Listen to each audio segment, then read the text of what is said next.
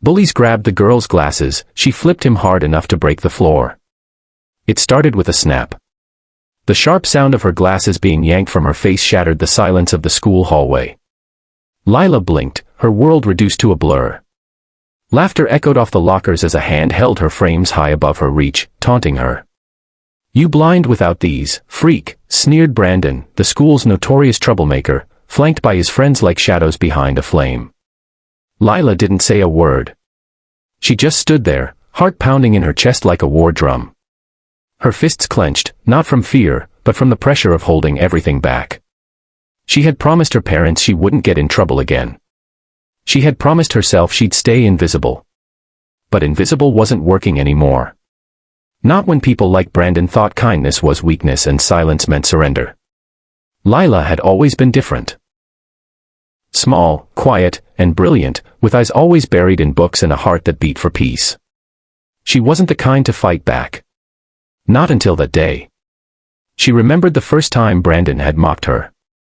6th grade, just after she transferred schools.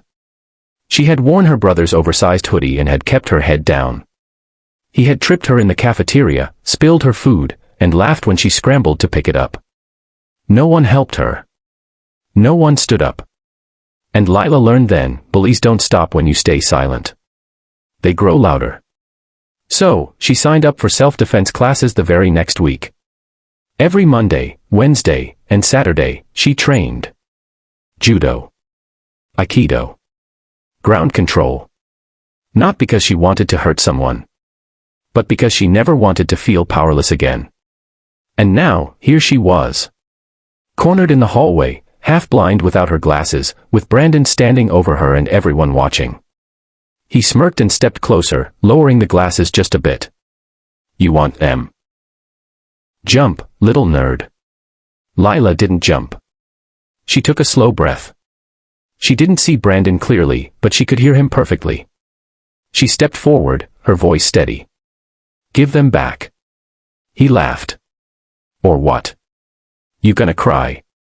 She didn't answer. With one smooth motion, she stepped inside his guard, grabbed his wrist, twisted it around his back, and pivoted on her heel. The floor cracked beneath them as Brandon hit the ground with a thunderous slam. The hallway fell dead silent. Lila stood over him, calm and composed. "Never touch me again." She picked up her glasses from the floor and slipped them back onto her face. The crowd began to disperse, some whispering, others in awe. Brandon's friends didn't rush to help him. They just stared, stunned. News of the incident spread like wildfire. Teachers pulled her aside, concerned. The principal called her to the office. Even her parents were called in. But after hearing the full story, from Lila and from the students who witnessed it, no punishment came. In fact, a quiet respect began to grow. But with it came challenges. There were whispers in the hallways. Some people called her a hero, others a threat. Brandon didn't return to school for a few days, and when he did, something had changed. He didn't mock her. He didn't look at her. He avoided her entirely.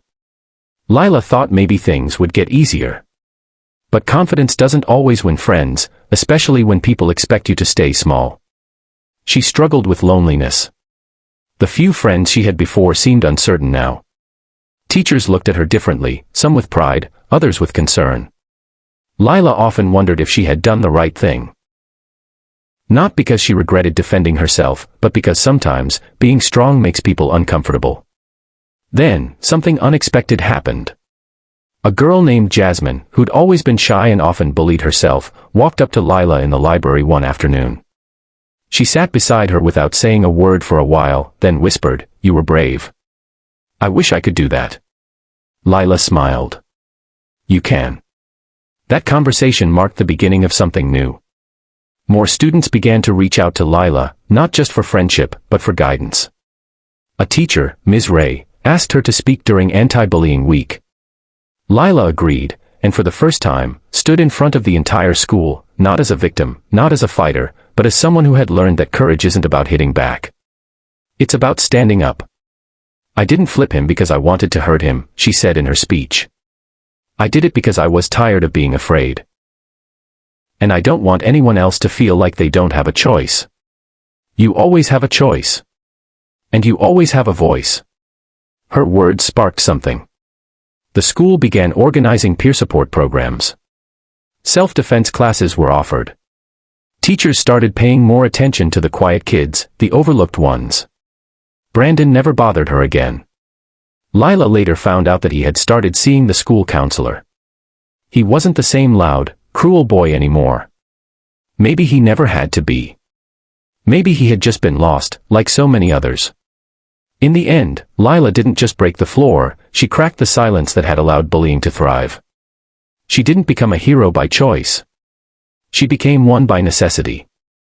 And through it, she helped others find their own strength. Her story was never about revenge. It was about reclaiming her space in a world that tried to shrink her. And that's what made her powerful. The message?